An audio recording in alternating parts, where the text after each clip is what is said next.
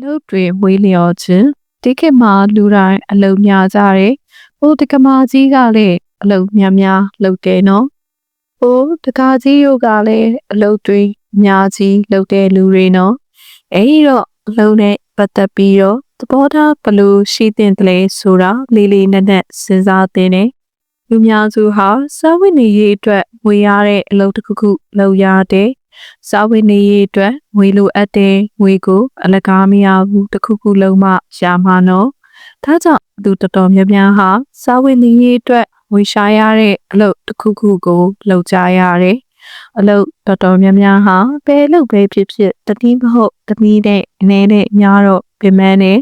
အဲဒီတော့အလုံးနဲ့ပတ်သက်တဲ့ပြင်ပန်းမှုနဲ့ပတ်သက်ပြီးတော့လေ့လာကြတဲ့ပညာရှင်တွေကဘလို့ပြောကြတယ်လဲဆိုတော့အလုပ်ကြောင့်အလုံးမှာတွေ့ကြုံရတဲ့ပင်ပန်းမှုကိုခံနိုင်ရရှိအောင်လုပ်နိုင်တာဟာကျန်းမာရေးပူကောင်းမှုအရေးကြီးတဲ့အဆင့်အရေးကြီးတဲ့ခြေလှမ်းတစ်လှမ်းဖြစ်တဲ့အလုပ်ကြောင့်ကျန်းမာရေးထိခိုက်ရတဲ့အကြောင်းတွေကိုလေ့လာထားတဲ့ပညာရှင်တွေကအဲဒါလိုပြောကြတယ်နော်အလုပ်ကကိုယ့်ရဲ့တကူရင်းနဲ့ပတ်သက်တဲ့ဘဝကိုလည်းပဲကြိုးတရားမှုအများကြီးရှိရဲ့ကိုယ့်မိသားစုဘဝအပေါ်မှာလည်းပဲကြိုးတရားမှုအများကြီးရှိရဲ့နော်ကိုယ်လုံးကြောင့်ကိုမှလည်းပဲကောင်းချိုးဆိုးချိုးဖြစ်နိုင်လို့မိသားစုမှာလည်းပဲကောင်းချိုးဆိုးချိုးဆိုတာဖြစ်နိုင်နေနော်လှုပ်ပင်ပန်းနေလို့ခန္ဓာကိုယ်နေမကောင်းဖြစ်သွားတာစိတ်တွေတအားပင်ပန်းသွားတာဘာမှမစင်စားချင်တော့လောက်အောင်ပင်ပန်းသွားတာမျိုးဖြစ်တတ်ပါတယ်နော်ပင်ပန်းလို့စိတ်ဆင်းရဲပြီးတော့စိတ်ပင်ပန်းပြီးတော့စာရင်ယောဂါတွေဖြစ်တာနော်စာရင်ဘာနာဖြစ်တာhigh blood pressure အလုပ်ကြောင့်သွေးတိုးယောဂဖြစ်တာလည်းရှိတယ်နော်အလုပ်မှာစိတ်ဆင်းရဲရရင်ဖြစ်တာပဲ drinking too much တချို့ကအလုပ်တိတ်ပင်ပန်းလို့ဆိုပြီးနည်းနည်းသားတဲ့အချိန်မှာရက်တွေများကြီးတောက်တယ်ဒါပေါ့သေးသေးပြဿနာမဟုတ်ဘူးနော်ဒီပြဿနာကိုအလေးနဲ့စဉ်းစားရမယ်ဒီမှာလှုပ်သွားလို့တဲ့တပည့်တယောက်ကပြောတယ်ဂျပန်ပြည်မှာယောက်ျားကမိန်းမကရက်တောက်တယ်ညနေလောက်ကပြန်လာပြီးဆိုရင်လူများစုတောက်ကြတယ်ဒါဟာပြက်လန်းကြီးနဲ့ပြပန်းတာတတ်တာအောင်လုပ်ပြလိုက်တာရေရှည်ကြရင်တော့အဲ့ဒါပိုတော်ဒုက္ခရောက်တယ်အရက်ကြောင့်လူတွေမှာကျန်းမာရေးပိုပြီးထိခိုက်လာမယ်စိတ်နေသဘောထားတွေပိုပြီးတော့ကြမ်းတမ်းလာမယ်ချင်းစာရိတာပြတ်နိုင်တယ်ငွေလေးပိုကုန်တယ်ခိုင်ရဒေါသတွေများကြီးဖြစ်မယ်ကားမောင်းရင်းနဲ့ရဲကြောင်မှုလို့ပြီးတော့ accident တွေဖြစ်နိုင်တယ်နော်လှုပ်ပင်မလို့ခေါင်းကိုက်တာ stress ကြောင့်ဖြစ်တာရှိရနော်လှုပ်ပင်မလို့ခေါင်းကိုက်တယ် depression ပင်ပန်းလို့ခန္ဓာကိုယ်ကိုစိတ်ကိုနာကျင်ရတဲ့အခါမှာ depression တစ်မျိုးဖြစ်တယ်စိတ်ကမရှင်လန်းတော့ဘူးမပျော်တော့ဘူးနော်တူပြောရမယ်ဆိုရင်အလုပ်ကြောင့်လူတွေဟာမီးတင်းကျွမ်းတယ်လို့ပဲနော်ဘန်တော့ဖြစ်သွားနိုင်တယ်အလုပ်ပင်ပန်းလို့စိတ်ကနာမငြိမ်ဖြစ်တယ်စိတ်မရှိဘူးစိတ်တိုးတယ်ဒေါသဖြစ်တယ်နော်အိမ်မှာမိသားစုနဲ့စကားများပဲရန်ဖြစ်မယ်သားသမီးတွေကိုစိတ်ဆိုးမယ်ဒေါသဖြစ်မယ်ရိုက်မယ်အော်မယ်ငေါက်မယ်ဒါတွေထိအောင်ဖြစ်လာတယ်နော်ဒါကတရက်တလေးပဲဖြစ်တယ်ဆိုရင်တော့ထားပါတော့အကိစ္စမရှိဘူးပြဿနာကြီးမဖြစ်ပါဘူးအကယ်၍မကြဖြစ်နေမယ်ဆိုရင်ဘယ်နေမလဲဒီအိမ်တော်တာယာမှုပျော်ရွှင်မှုမရှိတော့ဘူးတော့အဲဒီတော့တာယာမှုပျော်ရွှင်မှုမရှိရင်ဒီကလေးတွေရဲ့စိတ်ဓာတ်တွေကစကြမ်းတမ်းလာမယ်ဆိုလာမယ်လူစိုးလူမိုက်တွေဖြစ်လာနိုင်တယ်အိမ်ဟာအင်မတန်ပျော်စရာကောင်းတဲ့နေရာဖြစ်မှအင်မတန်ငြိမ်းချမ်းတဲ့နေရာဖြစ်မှလည်းကောင်းတယ်နော်ဆွေဟုံးဆိုတာကြားဘူးမှာပါတကယ်ဖြစ်နိုင်တဲ့သူဘယ်နှယောက်ရှိကလေးတော့မသိဘူးနော်အလုပ်အင်မတန်များကြတဲ့သူတွေရဲ့တိုင်းဝိုင်းထဲမှာတော့အဲ့ဒီဟာဖြစ်ကုန်မဖြစ်တော့ဘူးနော်တကာကြီးတယောက်ပြောတာဟိုတလောကကြားရတယ်ဘလောက်သူများလဲဆိုမနက်6နာရီကနေည10နာရီထိအလုပ်လုပ်ရတဲ့အိမ်ပြန်လာရင်စားတော့ပြီးတော့တခါလေးအိတ်တာပဲမနေ့ကျရင်တော့သူနည်းနည်းပပတရားအားထုတ်တယ်လို့ပြောတယ်တကာကြီးတီးနိုးတဲ့ချိန်မှာထပြီးတော့တရားအားထုတ်လာလို့ပြီးတော့တပိတ်တော်မှာတီးနိုးဆိုတာမရှိပါဘူးပြင်းမဲလုံးလို့ခေါင်းချတာနဲ့တခါလေးအိပ်ပျော်သွားတာပဲမနေ့မိုးလင်းမှပဲနူတော့တဲ့အဲ့ဒီလိုအလုပ်သိပ်ပင်ပန်းတဲ့သူဟာညနေဘက်မှာအထုတ်နာတဲ့ချိန်မှာပျော်ပျော်ရွှင်ရွှင်မနေနိုင်ဘူးရုံးပိတ်ရက်တွေမှာလည်းအလုပ်ကိုမေ့ထားပြီးပျော်ပျော်ရွှင်ရွှင်မနေနိုင်ဘူးတချို့ရုံးပိတ်ရက်မှာတော့အလုပ်လုပ်ရတယ်လို့ပြောကြတယ်သူစိတ်ကနားလို့မရဘူးတနေ့လုံးအင်မတန်ပူလောင်ပြီးလှုပ်ရှားခဲ့ရတဲ့စိတ်ဟာရှိန်နဲ့သွားနေတာနော်လုပ်ကိုမေ့ထားပြီးတော့စိတ်ရေးလည်းနေလို့မရဘူး အဲ့ဒီရှင်ကိုတက်ဖို့အတွက်တော့တချို့လူတွေကအရက်သေးစားမူရည်စေဝါတွေသုံးနေနော်စိတ်ငြိမ်သွားအောင်စိတ် relax ဖြစ်သွားအောင်စိတ်ငြိမ်စေးတွေတောက်တယ်တော်များများလူတွေတည်တဲ့လူတွေကိုပေါ့လေနေကြည့်ပါတယ်ဘာဖြစ်လို့မူရည်စေဝါသုံးတယ်လဲဘာဖြစ်လို့ရက်သုံးလဲဆိုတော့ relax လုပ်ချင်လို့တယ်နော်စိတ်ရောခန္ဓာကိုယ်ရောပါရှော့ချလိုက်ခြင်းတဲ့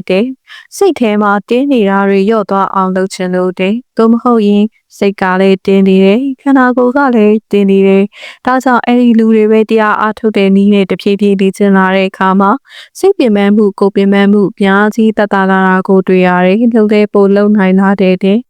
နောက်တစ်ခုကတော့လုပ်ပိုးတွေကိုမလုပ်ပဲနေနိုင်တာတဲ့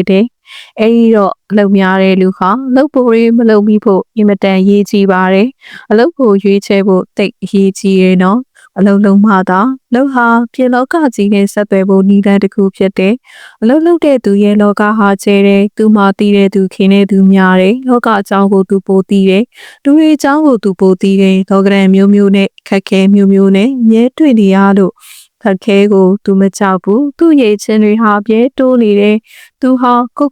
ယုံကြည်မှုပိုရှိတယ်အလုံးမလုံးတဲ့သူရဲ့လောကဟာချင်းမြောင်းနေသူမှသိတဲ့သူခင်တဲ့သူနဲ့တယ်သူဟာလူတွေအကြောင်းကိုသိမသိဘူးခက်ခဲတွေကိုရင်ဆိုင်ရတာနဲ့လို့သူဟာခက်ခဲကိုရင်ဆိုင်ရမှကြောက်တတ်တယ်သူရဲ့ချင်းတွေဟာထွက်မလာနိုင်ဘူးအလုံးလုံးရင်ပင်ပန်းနေဆိုတော့အလုံးမလုံးပဲနေရင်ကောင်းကလားမကောင်းဘူးနော်တချို့လူတွေဟာမိဘကလည်းချွေးထားနိုင်တော့အလုံးမလုံးပဲနဲ့နေတာတွေရှိရဲ့နော်သူတို့နဲ့ကြောင်းလေးဘက်တူတူတွေအချို့ကလှုပ်သေးရောက်သွားပြီး၄-၅-10နှစ်လောက်လှုပ်နေပြီအလုံးမလှုပ်ပဲနေတဲ့လူနဲ့အလုံးလှုပ်တဲ့သူပြောပုံဆိုပုံနေပုံထိုင်ပုံကြည့်ရဲ့အခါမှာအလုံးမလှုပ်ပဲနေတဲ့လူကမရင်ချက်တာကိုတွေ့ရတယ်နော်သူ့မှာလောကဓာတ်ခက်ခဲစိတ်ဆင်းရဲမှုကိုပင်ပန်းမှုတိတ်တော့မရှိဘူးနော်ဒါပေမဲ့စကားပြောကြည့်ရဲ့အခါတိတ်ကလေးစံနေရတွေ့ရတယ်တပည့်တယောက်ဆိုအသက်40လောက်ရှိပြီအခုထိအလုပ်မရမလုပ်ဘူးမိဘကတော်တော်လေးချမ်းသာတဲ့ကြွေးထားနိုင်တယ်သူအိမ်အောင်ကြတဲ့သူ့သားသမီးတွေပါကြွေးထားတယ်သူကိုစကားပြောကြည့်ရဲ့အခါမှာတိတ်ကလေးစံတာကိုတွေ့ရတယ်နောက်တစ်ခုကတကယ်ချင်းတွေကသူ့ကိုဘာလုပ်တလဲလို့မေးမှကိုသူအင်မတန်ကြောက်တယ်အဲ့ဒီလိုမေးခွန်းကိုအမေခံရမှကြောက်ဆုံးပဲတဲ့နော်ဒီတော့သူကိုသူငါဘာမှမလုပ်ပါလားဆိုတာကိုခံစားရတာကိုခံရခက်တယ်နော်အရာမရောက်တဲ့သူသုံးဝင်တဲ့လူသူ့အတွက်လည်းသူကြိုးမပြူဘူးသူများအတွက်လည်းကြိုးမပြူဘူးအဲ့ဒီလိုဖြစ်နေတာပေါ့နော်မလုပ်ပြီးပြီးနဲ့မိမိကိုပိုပြီးရှင်းချက်တဲ့သူဖြစ်လာအောင်ထောက်ကူပေးတယ်ကဲ၍ကိုမပစ္စည်းဥစ္စာတွေအများကြီးချမ်းသာလို့အမှုထမ်းဒီနဲ့လုပ်ဖို့မလိုဘူးဆိုရင်ဘာလုပ်မလဲတခုခုတော့လုပ်သင့်တယ်နော်ကိုရည်ချင်းတွေတက်လာအောင်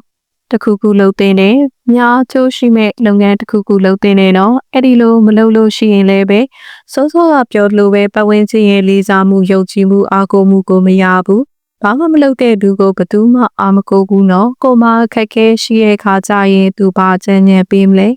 ဘာမှမလုပ်တဲ့သူကဘာမှချမ်းညံပေးစရာလည်းတိတ်မရှိဘူးမိသားစုကအစချာတော့သူ့ကိုကလေးလိုပဲသဘောထားပြီးဆက်ဆံနေသူ့ကိုတိတ်နေရမပေးတော့ဘူးနော်အဲ့ဒီလိုဖြစ်လာတဲ့အခါမှာသူ့စိတ်ထဲမှာမကျေနပ်မှုတွေများလာတယ်မိသားစုကိုအချောင်းမဲ့ရန်ရှာတတ်တယ်ပြစ်ရှာတတ်တယ်အဲ့ဒီတော့သူ့မိသားစုတွေကတယောက်ယောက်ကလူကိုင်းတစ်ခုခုကိုလှုပ်လို့အဆင်ပြေတယ်ဆိုရင်ကိုအဲ့ဒီလူကိုသူကစကားမပြောတော့ဘူးရန်လှုပ်လာတယ်ဘာဖြစ်လို့လဲဆိုတော့သူကတော့ဘာမှမလုပ်တာဆိုတော့သူများလုံးမစင်ပြေမှာကိုလည်းသူချောက်တယ်သူကိုယ်တိုင်မလုပ်ဘူးနော်သူကိုယ်တိုင်မလုပ်တော့သူများလုံးမှာသူများအောင်မြင်သွားမှာစင်ပြေသွားမှာကြီးပွားသွားမှာကိုသူသိချောက်တယ်သူများကတခုခုလုပ်တော့မယ်ဆိုရင်သူကပိတ်ပင်ပြီးဘလို့လုပ်ရင်ဘလို့ဒုက္ခရောက်မယ်ကိစ္စနဲ့အစင်မပြေမဲ့ကိစ္စတွေထောက်ပြပြီးတော့မလုပ်ဖြစ်အောင်ပဲသူတားဆီးရဲစဉ်းစားကြည့်နော်မလုပ်တာဘလောက်ကြောက်စရာကောင်းကလေးဆိုတာအဲ့ဒီတော့ကိုရိုင်းကအလုံးမလုပ်တဲ့လူကသူများလုပ်တာကိုအာမပေးနိုင်ပါဘူးသူ့မှာအလုံးမရှိဘူးတခြားလူတွေကအကုန်လုံးအလုံးနေနော်မိုးလင်းလာတဲ့တပြိုင်တည်းသူတို့အလုံးရှိတာသူတို့သွားစားပြီးသူဘာလုပ်နေတဲ့အိမ်မှာဘာမှမလုပ်ဘူးတယောက်တည်းဟိုလိုဒီလိုနဲ့စားလေးကောက်ကိုင်းလာတယ်လီဗီရှင်းကြည့်လိုက်နဲ့ဒါပဲရှောင်းလဲနဲ့တနီကုန်သွားတယ်အဲ့ဒီတော့သူမှပေါင်းတဲ့ဆက်ဆံရေးနယ်ပယ်ကအင်မတန်ကျင်းမြောင်းနေနော် လုံးလုံးမကပေါင်းတင်နေများလာမယ်ဆက်ဆက်ရေးနဲ့ပဲရီကျဲလာမယ်အဲ့ဒီဆက်ဆက်ရေးမှာပဲခက်ခဲတွေမျိုးမျိုးကြုံရတဲ့အဲ့ဒီခက်ခဲတွေကိုပဲညံလေးနဲ့ကြည့်ပြီးတော့တည်ပြီးတော့တဖြည်းဖြည်းကြော်လာသွားရမယ်နော်အဲ့ဒီလိုခက်ခဲတွေတွေ့ရဲ့အခါမှာလည်းပဲဒီခံနိုင်တဲ့စိတ်မျိုးကိုလည်းပို့ပြီးတော့ရလာတယ်နော်လုံမလုံတဲ့လူဟာလူမှုဆက်ဆံရေးမှာတိတ်ပြီးမခံနိုင်ဘူးဒီခံတဲ့လေချင်းသူ့မှာမရှိဘူးနော်အဲ့ဒီတော့ဒီခံတဲ့လေချင်းမရှိရင်သဘောထားလည်းမကြည့်နိုင်ဘူးသူ့ကိုယ်သူလည်းတေချာနားမလဲသူများကိုလည်းသူသိနားမလဲဘူးအင်မတန်ကလေးဆန်တယ်နော်သူများကိုနားမလဲတာနဲ့ကိုနားလဲတာနဲ့ဟာဆက်ဆက်မှုရှိနေတယ်သူများကိုပိုနားလဲလေးလေးကိုလည်းပိုနားလဲလေးလေးပဲဇူလက်ကြီးတခုလှုပ်ဟာအသုံးဝင်တာတခုလှုပ်ဖို့ခွင့်နဲ့ဖြစ်တယ်ပတ်ဝန်းကျင်တိုင်းဝိုင်းကိုကြိုးပြူတဲ့နီးတစ်မျိုးလည်းဖြစ်တယ်အဲ့ဒီတော့အလုတ်ကပြပလောကကြီးနဲ့ဆက်သွယ်မှုရအောင်ထောက်ကူပေးတယ်နော်ဇာဝင်နေတခုလည်းမဟုတ်ဘူးနော်လောကကြီးနဲ့ဆက်သွယ်မှုရအောင်ထောက်ကူပေးတယ်သုံးဝင်တဲ့ကိစ္စတခုကိုလှုပ်ခွင့်ရတယ်နော်လောဟာတိပေရှိရာတခုကိုဖြစ်ပေါ်လာစေဖို့ကိုရည်ချင်းကိုသုံးဖြူရတဲ့ခွင့်ရဖြစ်တယ်ကျိုးများတာကိုလှုပ်ခွင့်ရတယ်တိပေရှိရာကိုလှုပ်ခွင့်ရတယ်အဲ့ဒီတော့ငါလှုပ်တဲ့လူဟာလောကကြီးအတွက်အများကြီးကျိုးရှိတယ်လို့သိနေရလို့ရှိရင်အင်မတန်ကျေနပ်မှုရတယ်နော်လူဟာတယောက်တည်းနေလို့မရဘူးများနေနေရတာမို့လို့ကိုယ်ကြိုးကြီးတက်တက်ဆောင်ရွက်လို့ရှိရင်လေကိုဘဝကိုကျေနပ်မှုမရနိုင်ဘူးအများကျိုးကိုလည်းပဲဆောင်ရွက်မှဘဝကိုတကယ်ထိရောက်ကျေနပ်မှုရတာအဲ့ဒီတော့ငါလှုပ်တဲ့လူဟာများအတွက်ကျိုးရှိရဲဆိုတာလဲသိရမယ်ဒီချက်ဆိုတာကတော့လာစာကိုပြောတာနော်အဲ့ဒီတော့လာစာရယုံတယ်မကဘူးကိုလှုပ်တဲ့လူကအများအတွက်ကြိုးပြတယ်လို့သိရတဲ့အတွက်ကြောင့်အရာကိုကအင်မတန်ကြီးမားတဲ့ရလက်တစ်ခုပဲဆုလက်ကြီးတစ်ခုပဲအလုံးလုံးနေရဆိုရင်ပဲကြိုးရှိနေပါတယ်ကြိုးပြရတာကိုကပေးရတာလုံနဲ့ခုအကျိုးပြုနေရပါတယ်ပေးနေရနော်ကိုလှုပ်ကြောင့်အများမှကြိုးများတာဟာခြေနဲ့ဆရာအင်မတန်ကောင်းပါတယ်ကိုအတွက်ဘာမှအကျိုးမဖြစ်ရင်တော့မှကိုအတွက်ငွေမရတော့မှများအတွက်အကျိုးများတယ်ဆိုရင်စိတ်ထားမြင့်မြတ်တဲ့သူမှန်ရင်လုံးမှာပဲcreative တခုကိုဖန်တီးနေရတယ်နော်စေဝါဖြစ်အသုံးဝင်တဲ့ပစ္စည်းတခုပဲဖြစ်နော်အသုံးဆောင်ပစ္စည်းတခုပဲဖြစ်နော်တချို့နေရာတွေမှာပါစက်နဲ့စကားပြောပြီးအလုပ်လုပ်ရတာရှိရဲ့နော်စကားပြောတာလည်းဖန်တီးတာတစ်မျိုးဖြစ်တဲ့ထို့အတူပဲစာရေးတာလည်းဖန်တီးမှုတစ်ခုဖြစ်ပါတယ်ကိုစကားကြောင့်ကိုစားကြောင့်အများမှအကျိုးရှိနေတယ်ဘလို့အလုပ်ပဲဖြစ်အဲ့ဒီလုပ်ဟာတခုကို create လုပ်ရတယ် or helping other အများကိုအကျိုးပြုရတယ်ကူညီပေးရတယ်ကိုယ့်ရဲ့ဗဟုသုတကိုပညာနဲ့ကိုယ့်ရဲ့ရည်ချင်းကိုကောင်းတဲ့ဖော်ရတယ်တုံးရတယ်အဲ့ဒီလိုလုပ်ခြင်းအဖြစ်ကိုဟာပိုကြီးမားတဲ့ကိစ္စကြီးတစ်ခုမှာတနေရာကနေပါဝင်ဆောင်ရွက်ခွင့်ရနေတဲ့ဆိုတဲ့ခံစားမှုကိုရနေတယ်ဖေမန်းနေဆိုပေမဲ့အခုတကားကြီးတို့ကိုတွေ့ပဲစဉ်းစားကြည့်နော်ကိုလုပ်တဲ့အလုပ်တစ်ခုဟာများကိုကြိုးပြလိုက်ပြီးနော်ဥပမာတက္ကမကြီးတို့တကားကြီးတို့စာရေးကြရဲနော်ကိုစာကိုဖတ်ရလို့သူတို့မှာအသိမြင်မျိုးတိုးလာလို့ကိုပြောလာတဲ့အခါမှာစိတ်ထဲမှာဘလို့ခံစားရတယ်အတိုင်းမသိပီတိဖြစ်တယ်နော်အင်မတန်ကျေနပ်မှုရတယ်ဒါကတော့အထူးပြောစရာမလိုပါဘူးခုနကပဲတကားကြီးတို့တက္ကမကြီးတို့ပြောနေသေးတာပဲခုံကြီးတဲ့ဒီလိုပဲကိုပြောတဲ့စကားကိုကြားနာမှတ်သားရလို့သူတို့ဘဝမှာအသိမြင်တစ်မျိုးတိုးတက်လာတယ်ရှင်းလာတယ်စင်တေသွားရဆိုရင်ဘာနဲ့မှနိုင်လို့မရတော့အောင်ဘာရတာနဲ့မှမတူတော့အောင်စိတ်ထဲမှာပီတိဖြစ်တယ်နော်ငါဟာအများကိုကြိုးပြူနေတဲ့လူဒီလောကကြီးကိုငါတနည်းနည်းနဲ့ကြိုးပြူနေတယ်နောက်ဆုံးဘလောက်ထိအောင်ဝမ်းသာတယ်လဲဆိုပုပ်ပွင့်လင်းလင်းပြောရရင်ဒီလိုတွေးမိတယ်ကဲ၍ငါသေးသွားရင်တော့မှငါပြောခဲ့တဲ့စကားတွေဟာဇန်နေခဲ့အောင်ပါပဲလူတွေနားထောင်နေကြအောင်ပါပဲငါရေးခဲ့တာတွေကိုလူတွေဖတ်ကြအောင်ပါပဲကြိုးရှိကြအောင်ပါပဲဘာဖြစ်လို့လဲဆိုတော့ဒီစကားတွေကဘဲခေဘဲခါရောက်ရိုးသွားမယ့်စကားတွေမဟုတ်ဘူးနော်အင်မတန်လုံးရချိုးနဲ့တဲ့အလုပ်ကိုလုပ်နေတယ်ကိုလုပ်တဲ့အလုပ်က